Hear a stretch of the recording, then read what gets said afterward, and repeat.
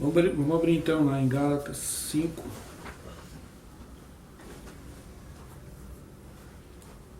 Vamos abrir no versículo 13. O de hoje, né? Uhum. Gálatas 5. Você diz aqui, né? Ave Maria. Vocês.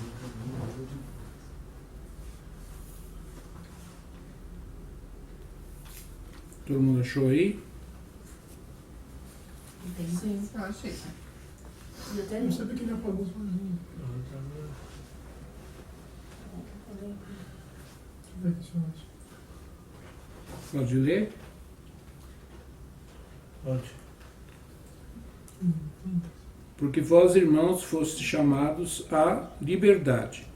Não useis, então, da liberdade para dar ocasião à carne, mas servi-vos uns aos outros pela caridade, que é traduzido, né, Amor. por amor.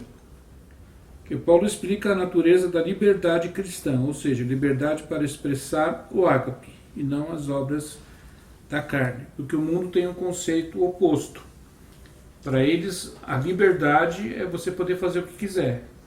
Eu sou dono do meu nariz, faço o que eu quero, bebo quanto eu quiser, fumo, me drogo, passo noites fora de casa. Isso é o que o mundo, vamos dizer assim, o mundo entende por liberdade. Eu sou livre, não tenho que dar satisfação para ninguém, faço o que eu quiser. Se eu quiser me jogar da ponte, eu me jogo. Se eu quiser beber até cair a sarjeta, eu bebo. Ninguém tem nada a ver com isso. Não sei, é o que, vamos dizer assim, muitos jovens até, vamos dizer, da idade de vocês, e não só jovens, pessoas de outras idades também consideram liberdade. Sou livre. Só que Jesus chama isso do quê? Do oposto, de escravidão. No Evangelho de João ele diz: todo aquele que comete pecado ou pratica pecado é escravo do pecado.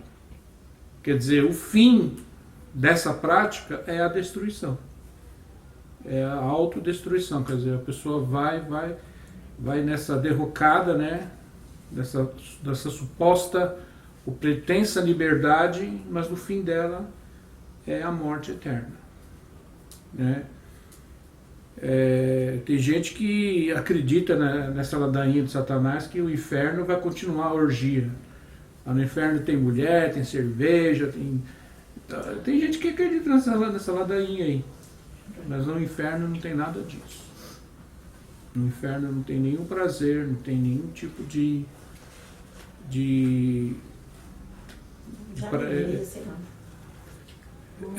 não tem nada disso lá. Entende? Só o que tem lá é sofrimento. É a destruição, é o fim, é a derrocada final de uma vida, de uma alma. Então, o que Deus chama de liberdade é a liberdade para não praticar. Isso é ser livre. A liberdade de ter o Espírito Santo dentro de si, de atender ao Espírito Santo e praticar o amor de Deus e expressar o caráter de Cristo ao mundo. Isso é o que a Bíblia entende, é o que Deus chama de verdadeira liberdade, tá? Digo, porém, andai em 16, 17, digo, porém, andai em espírito e não cumprireis a concupiscência da carne, porque a carne cobiça contra o espírito e o espírito contra a carne. E estes opõem-se um ao outro para que não façais o que quereis, foi o que nós vimos semana passada. O que Paulo chama de carne são os impulsos da natureza humana, essencialmente egoísta e corrupta, que cobiçam contra o espírito. Cobiçam vem do termo epitumeu, essa é a palavra grega, que significa apetite, desejo, paixão. A carne pressiona o espírito com fortes desejos, e vice-versa, como eu expliquei ontem. O espírito inclina para um lado e a carne inclina para o lado oposto. E fica aquele cabo de guerra, né? Então um tem que ceder, alguém tem que ceder para que isso acabe, essa luta. Provocando uma verdadeira batalha entre um e outro. Algumas traduções trocam o termo cobiça por milita, né? Mas o termo mais correto é esse, né? Anseia ou cobiça, ou é o termo que é usado. Então vamos lá. As obras da carne. Queria que alguém lesse aí. Ajuda. Só um momento. 19. Continuando o texto.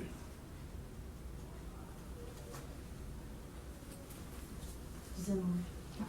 São bem conhecidas as obras da carne: imoralidade sexual, impureza, devassidão, idolatria, feitiçaria, inimizades, contendas, ciúmes, iras, intrigas, discórdias, facções, invejas, bebedeiras, orgias e outras coisas semelhantes.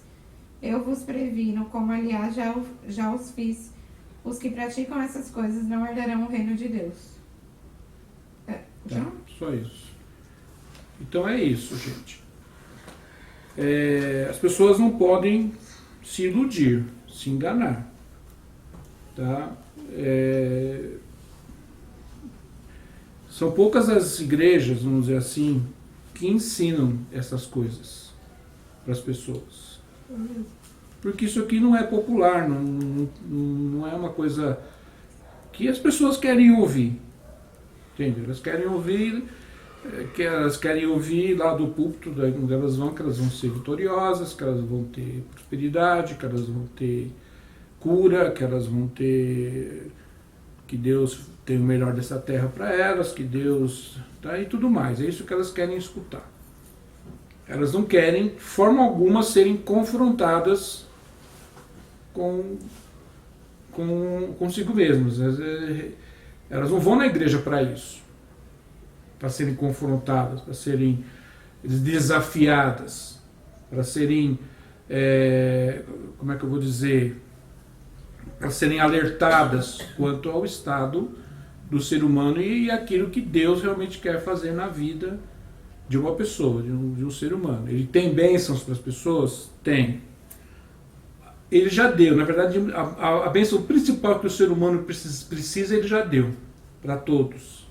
Ele enviou o seu Filho para morrer por nós na cruz do Calvário e abriu a porta da graça para que a gente tenha a oportunidade de ser livre em Cristo, de não ser escravo do pecado, de não se perder, de não se destruir e poder viver eternamente com Cristo. Essa bênção todos já têm. O mundo inteiro já recebeu essa bênção. Só que uns tomam dessa bênção e outros não. E outros vão sendo levados em banho-maria, vão nas denominações, principalmente nas denominações neopentecostais aí, onde se promete somente bênçãos temporais, bênçãos terrenas, e não se ensina realmente o Evangelho para as pessoas. Os pastores não têm nenhum interesse de ensinar isso. São pouquíssimas as igrejas onde você vai ter a chance de aprender essas coisas e ter a chance de realmente se salvar, né? Se elevar acima de uma geração perversa que nos rodeia e ser salvo. Entende? Então isso eu sempre considerei isso uma coisa muito séria que acontece, né? E que infelizmente ultimamente tem se agravado muito, né? O sistema religioso, de uma maneira geral, tem escondido esses princípios. Isso não é ensinado, isso não é falado. As pessoas não são confrontadas, não são desafiadas a uma mudança de vida, uma mudança de caráter, a aprender princípios que vão fazer com que elas abram seus corações para que o Espírito de Deus realmente as transforme numa nova criatura, numa nova pessoa em Jesus. Tá? Então, quais são as obras da carne? Obras aqui é a tradução do grego ergones. Não é trabalho em si, o trabalho de ficar lá martelando, cavando a terra, não é isso. A gente entende obra é isso, né? Você vê um prédio sendo construído, até uma obra. Esse prédio está em obras, tal. Não é? Obras aqui Esse termo significa ações, atitudes, posturas que você tem, principalmente nos seus relacionamentos, né, com as outras pessoas e no seu relacionamento com Deus. Essas são as obras. Aqui diz que as obras da carne elas são manifestas. O que isso quer dizer? Obras da carne você não precisa de esforço para praticar. Ela é natural. Por isso que elas são manifestas. Elas estão sempre acontecendo, todo instante. Você pratica, as pessoas à sua volta praticam, você pratica com outras pessoas, as pessoas praticam com você, você é carnal com outras pessoas são carnais com você, e por aí vai. É normal. Entende? Estou falando no sentido como se vocês fossem humanos, assim, no sentido normal. Natural. Pessoas sem o Espírito Santo. Então é natural, normal. Então nas empresas tem briga, dentro das famílias tem muita briga, tem muita divisão, em igrejas assim também, denominações onde tem divisão, onde tem brigas, cobiças, ambições, tal. E tudo isso é a carne, é uma coisa natural do ser humano. Então isso são obras manifestas. Tá? Não precisa sair procurando. Ela é natural, ela é como o ar que a gente respira, está aqui à nossa volta, as obras da carne. Tá? Então, Deus quer nos tirar desse balaio, né? Quer nos tirar dessa bacia, desse balaio, desse caos, dessa conjuntura toda que nos cerca. Ele quer que a gente viva uma vida diferente, ande por caminhos diferentes e não iguais aos que todo mundo anda, e que a gente pratique coisas opostas a isso, entende? E não faça como todo mundo faz, você não pratica o que todo mundo pratica, não fale como as outras pessoas falam, que a gente seja diferente. Não estou falando de roupa, de cabelo, estou falando de caráter. Entende? Para mim, roupa, cabelo é o que é de menos importante.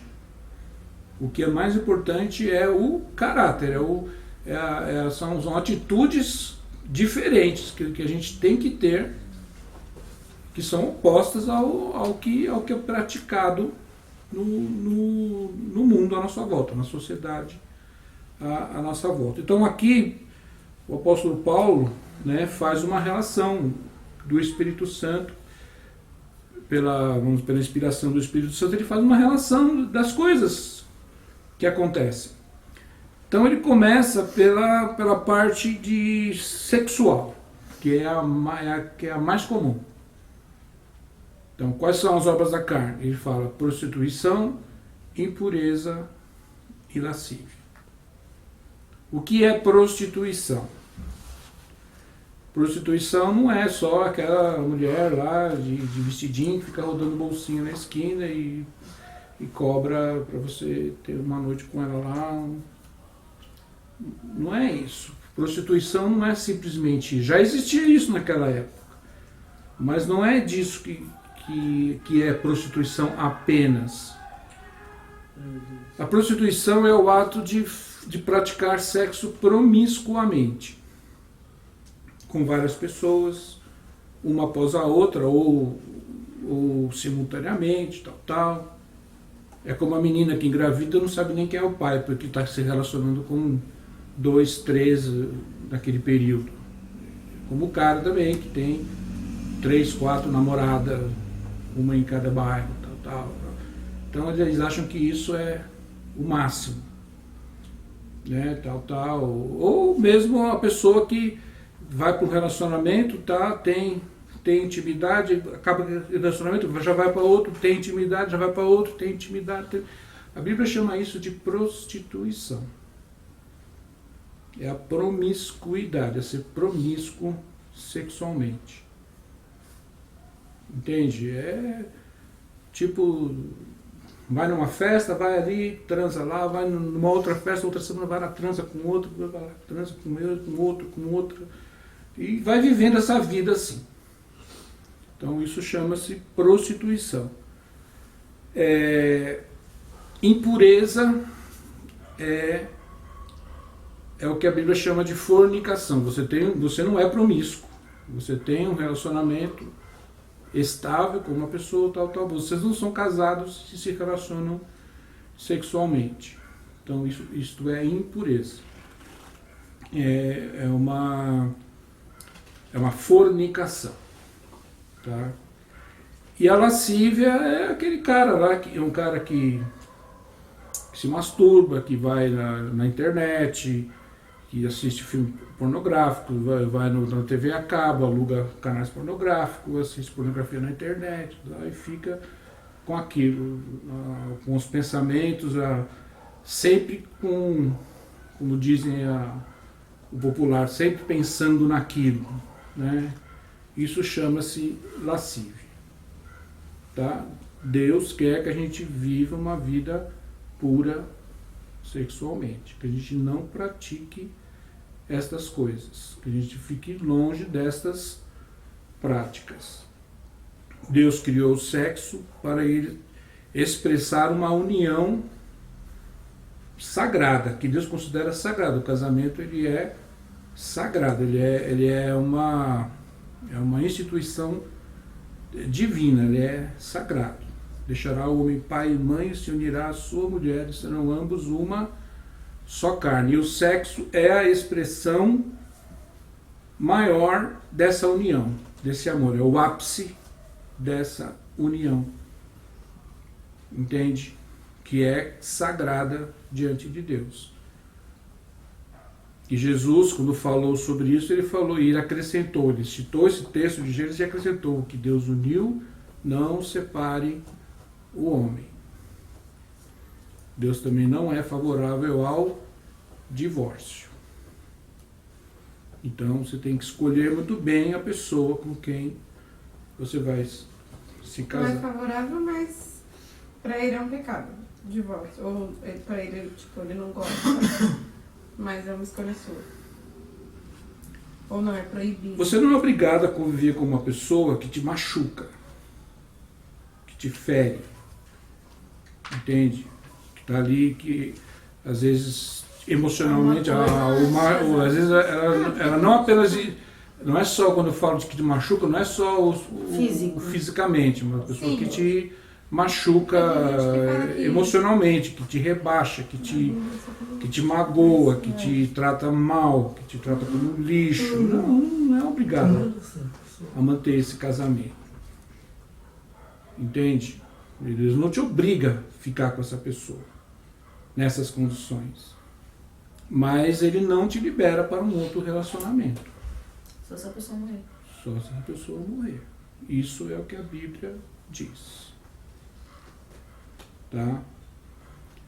Então, mas na igreja agora é comum, né? Divórcio. Até pastores se divorciam, se casam de novo. Tem vários casos, pastoras se divorciam, pessoa de um casa.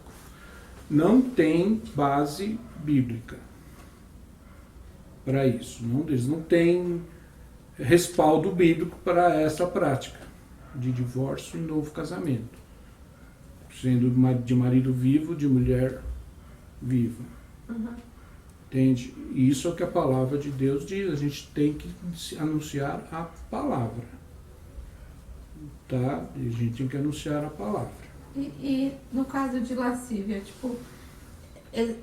normalmente com meninos, começa desde criança, assim. E como que Deus vê isso, julga isso? É a questão da lascívia. Tem várias professoras que falam que o menino fica colocando a mão, desde os 6, 7, 8 anos, sabe? Tem. É uma coisa da carne, gente. Então, por isso que eu tô falando. Tem criança, aí ela maternal. Tem mãe que fala criança de 4 anos, não sabe nem... tem mãe que fala que o menino demora muito mais, tá começando a demorar muito mais no banheiro, com 10 anos, sabe assim? É uma coisa que naturalmente faz parte da vida. Eu já pratiquei, nem tem nenhum garoto aqui, um ser humano aqui, não tenha praticado. Uhum. Mas quando você assume a sua vida com Deus, você já sabe que você já tem que andar longe destas coisas. Tem formas? Tem. a impossível. Não é impossível. Para Deus tudo é possível. E você tem a ajuda do Espírito Santo. Nossa, eu fiquei em dúvida Que está nessa dentro diferença. de você e que É um se você instinto. resolver, não, eu não quero andar Aí começa daí. por esse caminho, eu quero a pureza na área sexual. Quando eu me casar, eu vou expressar minha sexualidade com a minha esposa, com o meu marido. Você resolveu isso, com certeza o Espírito Santo vai te ajudar, te fortalecer. Não vou dizer que você não vai ter tentações, ou que você não possa até cair. Mas reconheça isso como algo que Deus não quer para a sua vida. Mesmo que se você cair, peça perdão a Deus. Se arrependa, se levante de novo, Ele vai te perdoar, Ele vai Ele entende as nossas fraquezas, Ele não é um Deus, como é que eu vou dizer? Carrasco. Não, Ele entende, mas Ele quer que você também entenda, que Ele não quer que você viva escravo disso. Entende? Você está crescendo, você tem a puberdade veio, os impulsos vêm, mas se você tem uma vida com Deus, existem maneiras de semear. A última parte desse estudo é a semeadura no Espírito. Maneiras de você semear no Espírito para ter força para vencer as tentações. Tá? A última parte desse estudo é a semeadura na carne e a semeadura no Espírito. Que nós aprendemos que a luta existe. Hoje nós vamos aprender o que é uma coisa, o que é outra. Depois, no fim, nós vamos aprender o que é a semeadura. Como semear no Espírito e como semear na carne. Se você semear no Espírito, você vai colher a vida espiritual, a vida eterna. Se você semear na carne, você vai colher a corrupção e a morte. Entende? É uma questão de como semear. A gente vai aprendendo aos poucos, tá? A gente vai aprendendo, a gente vai a gente vai cair algumas vezes, eu não estou dizendo, mas a gente tem que entender que Deus não quer isso na nossa vida. A gente tem que ter vamos dizer assim, a certeza disso, estar convencidos de que Ele não quer isso, que isso não é da vontade dele. Entende? Porque tem muita gente já ensinando que tudo bem, que pode, que não tem problema nenhum.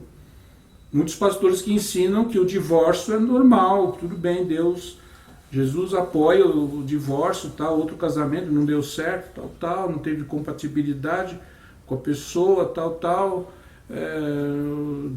descobriu que não ama, ou descobriu que não tem, não sei o que, aí separa. Tem muita gente já ensinando essas coisas. Isso eu chamo de apostasia. Faz parte da apostasia da igreja. A aceitação do divórcio, a aceitação do homossexualismo, a aceitação do lesbianismo como alguma coisa natural, normal, e que tem que aceitar e pronto. É assim e pronto. É o nosso tempo, é a nossa geração, é o nosso jeito de ser. Então, que Deus não se importa com isso. Não, Ele se importa. Ele não quer essas coisas. Nós temos que andar por um caminho diferente. Senão a gente se torna apenas um religioso. Entende? O cristianismo, ele tem um custo para a gente. O verdadeiro cristianismo, se você quer realmente ser um cristão de verdade e viver o Evangelho, isso vai requerer um custo seu de renúncia da sua própria vontade, como eu já ensinei aqui, e fazer a vontade de Deus. Tá? Então as primeiras obras são essas, porque são as mais comuns. A prostituição é a porneia, né? Relações sexuais ilícitas e promiscuidade. A impureza é o grego akatartes, né? Que é a sujeira, que é a fornicação, e lascívia é a egeneia, são os desejos, é uma vida impura mentalmente, estar dominado pelo sexo, por pensar em sexo todo o tempo e buscar né, alívio dessa tensão sexual, né, num filme pornográfico, num site pornográfico, num canal pornográfico, né, e tudo mais. Então Deus quer que você se afaste disso. Não pratique isso. Eu não quero isso para a sua vida. Não é para isso que eu te criei. Não é assim. O sexo, ele é uma coisa muito pura. Entende? E ele foi criado por Deus. Ele não é uma coisa que foi dado só da natureza humana. Deus criou o ser humano com a capacidade de se relacionar sexualmente dentro do plano que ele estabeleceu, tá? Na Escritura, conforme a palavra. Ele deixou isso pra gente, tá? O plano dele. O plano de Deus é o casamento, tá? O casamento faz parte do plano de Deus na sua vida. Em determinado momento você vai se casar. Se você não quiser se casar, então você vai ter que aprender a viver sem sexo. Entende? É duro isso, mas é o que está na palavra. A gente não tem tempo de aprofundar demais esses estudos, mas tem muitos textos na Bíblia, muitos textos. Principalmente palavras de Jesus. Ele falou muito sobre essas coisas. Paulo, nas cartas apostólicas, Coríntios, fala muito sobre essa questão. A questão do casamento, a questão da lascívia, a questão e tudo mais. Fala muito sobre isso. A gente não tem tempo aqui para aprofundar nisso. A gente não tem tempo. Tá? Mas entendam que o plano de Deus não é que você viva escravo do sexo. Tá? O sexo é uma ferramenta que Deus te deu. Não é uma coisa que tem que te dominar, que tem que reger a sua vida. Entende? Então, começa já... Quer dizer, a Bíblia é muito clara. Tá?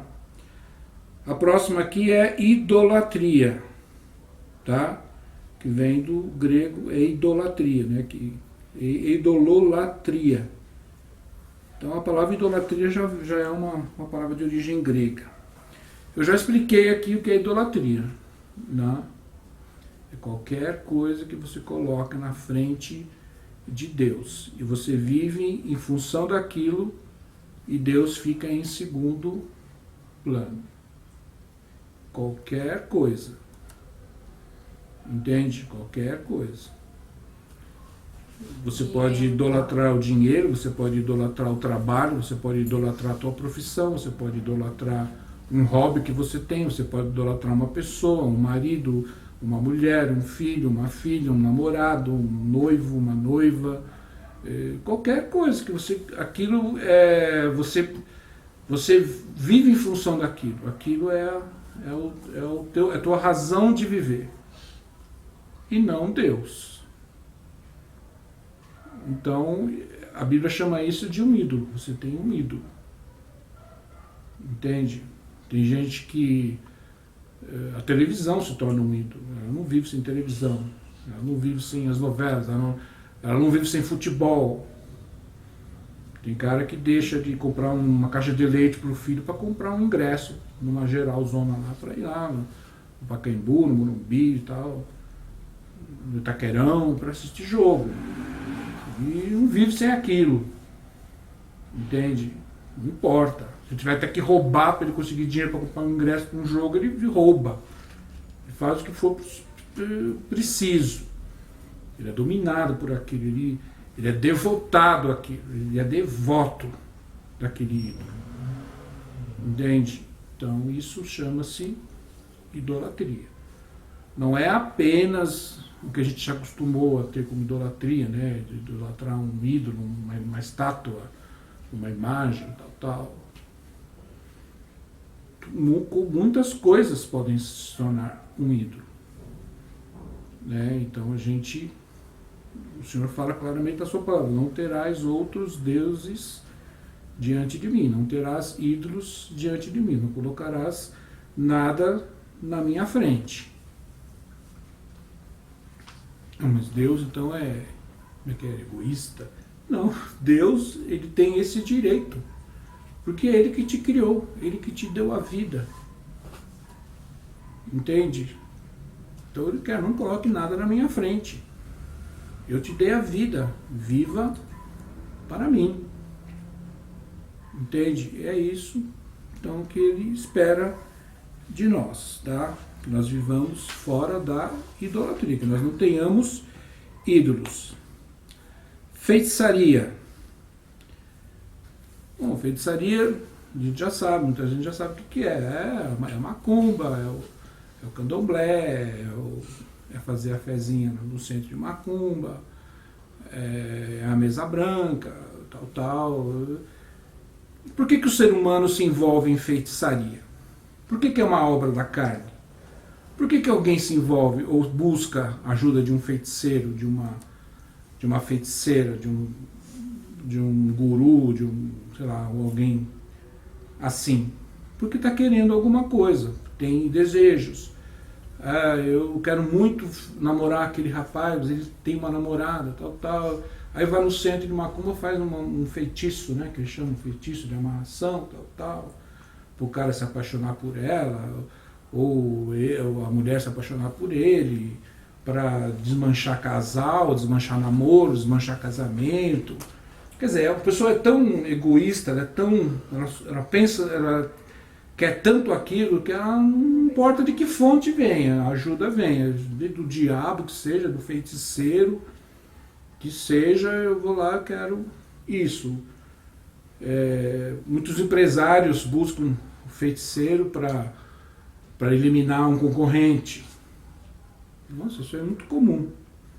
Eu já li vários testemunhos de ex-feiticeiros, ex-pais de santo, que eles diariamente lá, um empresário: eu quero que você elimine meu concorrente. Eu tenho um sócio, eu quero comprar a parte dele, ele não me vende, faz uma macumba para ele morrer. Então as pessoas fazem essas coisas. Por isso que é uma obra carnal, uma obra da carne, uma obra...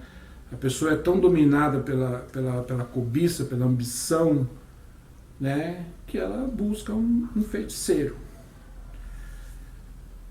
Infelizmente, muitas igrejas neopentecostais seguem esse mesmo caminho, o caminho da feitiçaria.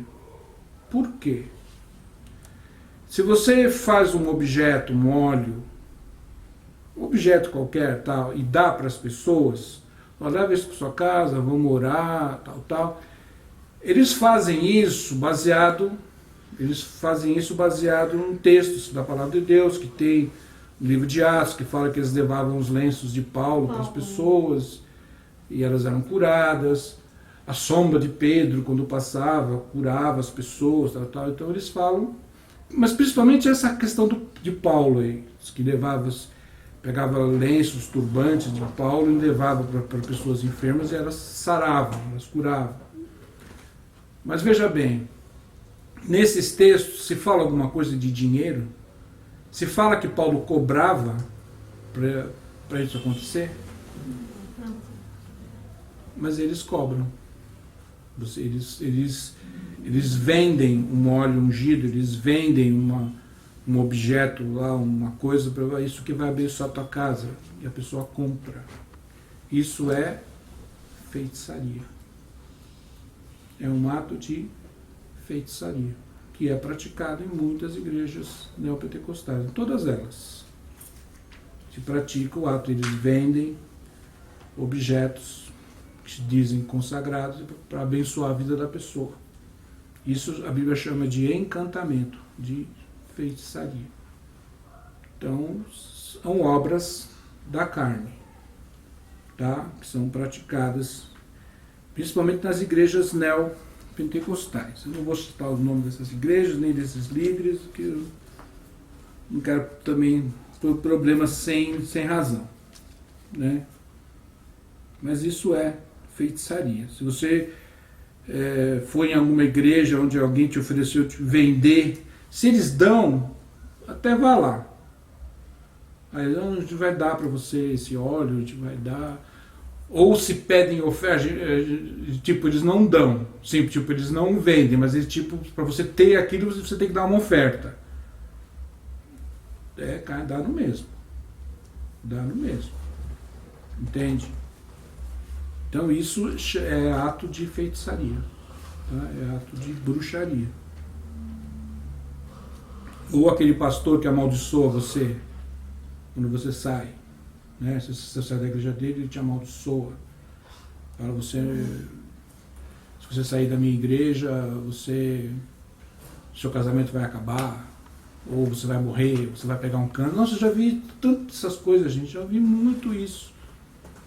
O pastor amaldiçoar pessoas que saem da sua denominação. Às vezes a pessoa está saindo porque precisa, poxa, está mudando, está indo para outro estado, está indo para outra cidade, precisa sair da igreja, o cara mesmo vai lá e... Se sair da minha igreja, está amaldiçoado. Está fora da minha cobertura espiritual. Isso é feitiçaria. É maldição. É prática de feitiçaria também.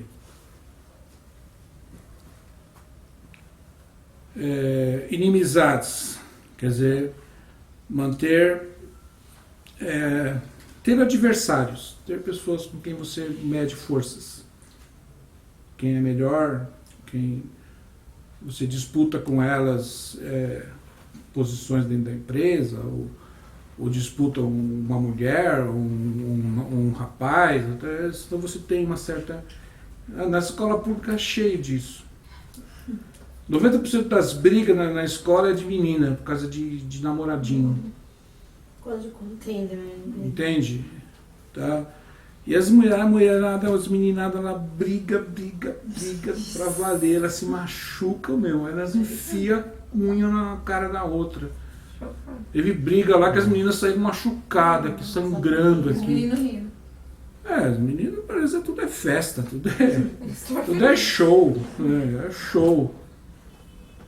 E a gente que tem que ir lá, já levei chapuletada aqui, tentando separar do briga, principalmente de menina. 90%, gente, incrível, como essa mulherada briga nas escolas, as meninas brigam. Dá mais mulher do que homem briga, né? Tá, são minhas meninas. Tem briga muito por causa de namoradinho, não sei o que acontece. É um fenômeno que eu não tenho uma explicação. Sabe, homens também brigam por causa de mulher, mas o que mulher briga por causa de homem, gente, não está escrito. Mas às vezes não é tanto por causa do menino em si. É a disputa. Entende? É a rixa. A melhor, né? Eu sou melhor. Ele quer eu. Eu sou mais gostosa. Eu sou mais isso, eu sou mais aquilo. Ele quer. Entende? Eu quero ele só. Aí namora, aí o cara fica com ela fica uma semana com ele, depois não quero mais. Mas brigou por causa do cara. E depois nem dura. Já vi isso acontecer também. É a rixa, é a briga, quem é melhor, quem é mais forte, quem é mais bonita, quem é mais isso, quem é mais aquilo. Então tem muito disso. No meio dos homens também, quem joga melhor, quem é melhor no videogame, quem também tem. Tem muita rixa. No trabalho, quem é o cara mais... o profissional mais competente, o profissional... Então tem muito. E um é pastor ainda. E nas igrejas também tem, nas denominações aí tem, quem prega melhor, quem canta melhor, quem isso, Outra vez eu aquilo. vou fazer trabalho. Essa parte que eu vejo. Nossa, eu não sei o quê. Mas nunca assumo que é a pessoa, né? E os dois tá errado, eu vejo.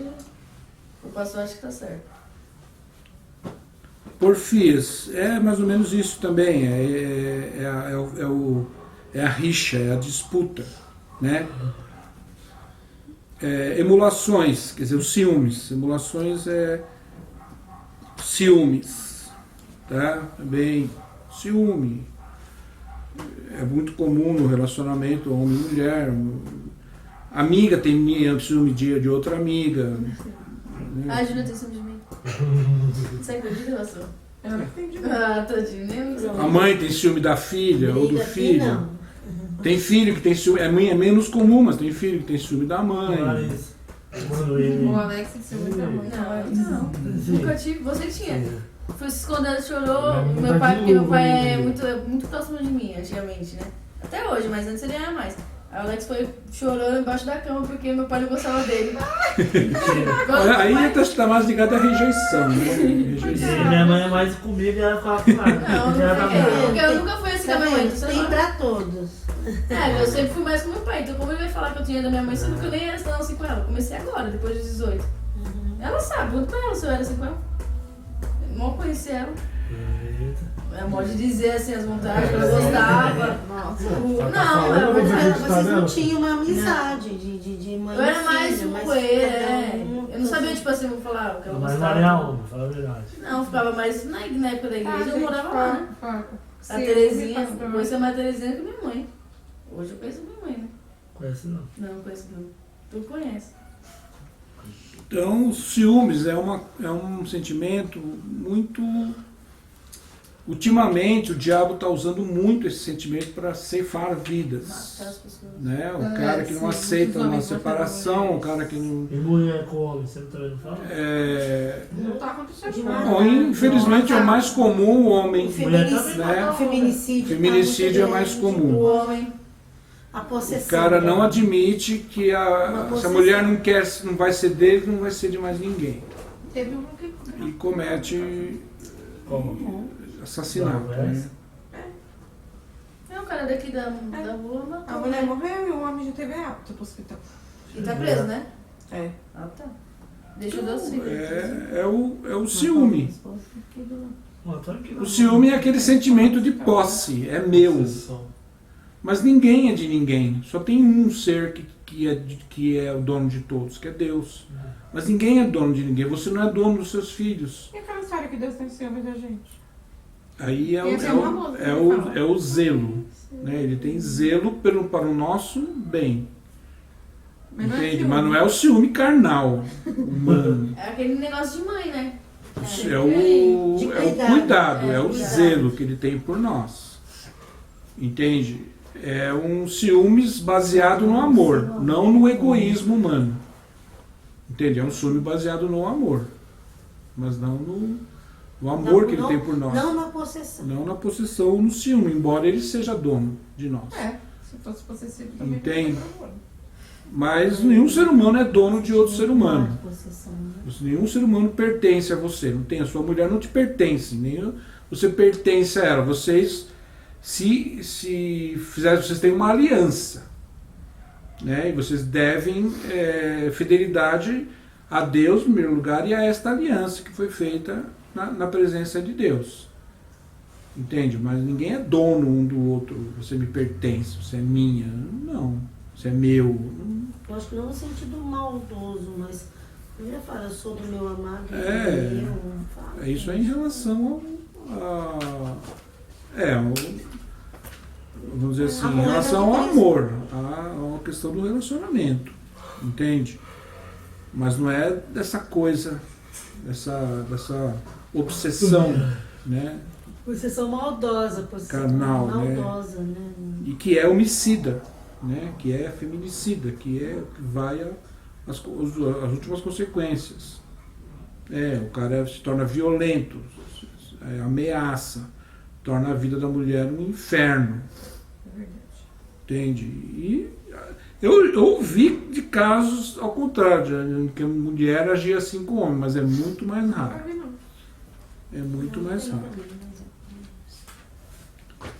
É o machismo, né? Existe o feminismo, que é ruim, o machismo também é ruim, isso é machista, né? É uma atitude machista. Essa mulher, ela é minha propriedade, ela me pertence. Então ela só sai de casa na hora que eu quero, ela só sai comigo, ela não controla a pessoa, as amizades dela, controla. Aí não. Né? Não tem. Você só faz isso com uma criança sua, pequena, tá? Que ainda está sob a sua responsabilidade, tal, que você controla essa criança. Mas depois que ele é maior, depois que ele se torna um adulto, você não tem mais como controlar o filho, a filha, dessa forma, né?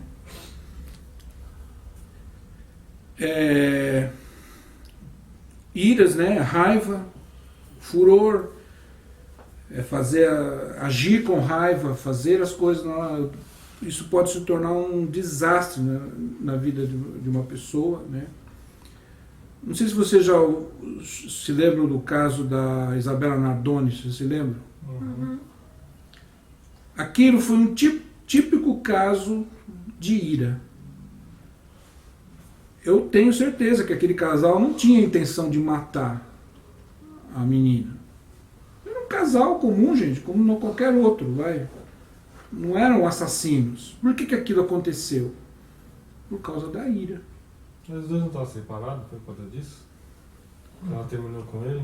Não, Ele Com aquela criancinha que foi Ah, jogada não, pelo não, pai. esquece. Tá com o filho da mulher lá, né? A Isabela.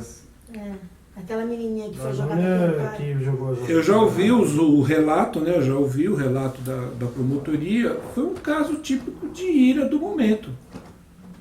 A menina começou a fazer uma futrica lá, né? E a mulher não era mãe da menina, era madrasta, né? Então, se irritou com a menina e disse que meteu uma chave na cabeça da menina, assim, né? Então,